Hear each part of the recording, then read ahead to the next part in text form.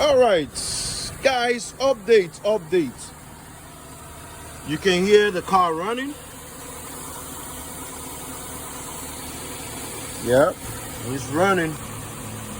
So this is the car. So I'm still here. I continued messing with this issue of this vehicle. And one thing I didn't mention on the other video that I did is this. Also, these brake lights are stuck on. Okay, they are stuck on. Then what I did is I came down here. I was able to. Well, I took all this center console off. Okay, to kind of gain access to the view. And I was checking out this push button. I was to go down there and kind of make sure the connection is good. And I see the connection to that push button is good.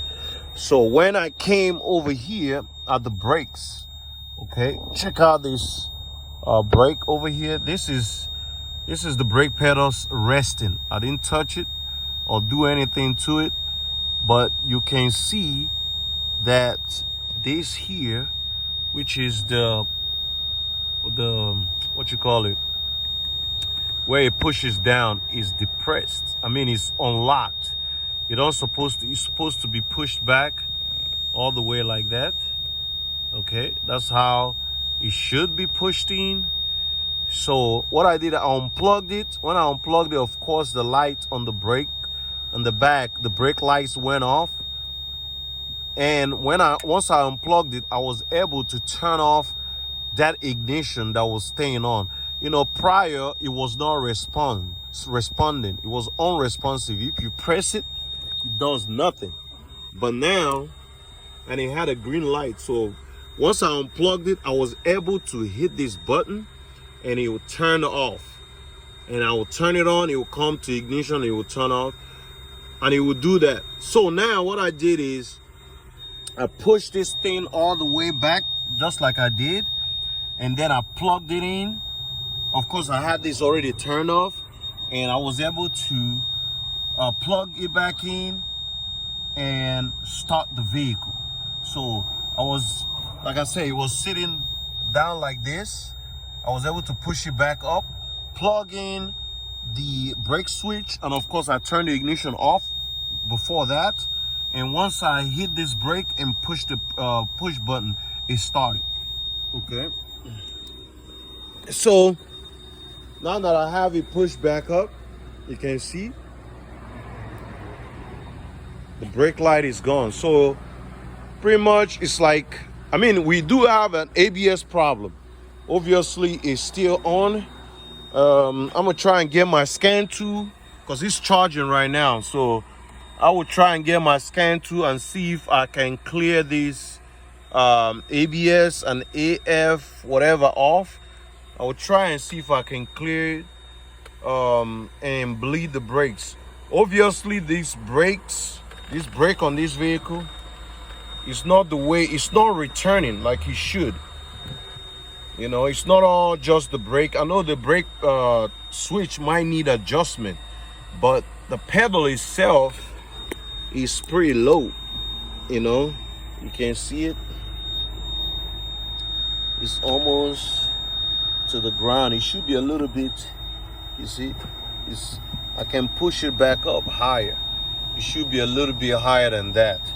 So I mean, I know we still probably got an ABS and all these other issues going on, but like I said, I'm gonna plug in my scan tool now that I get the vehicle working to run some tests, see if I can recalibrate those system that was put on, and then we can go from there.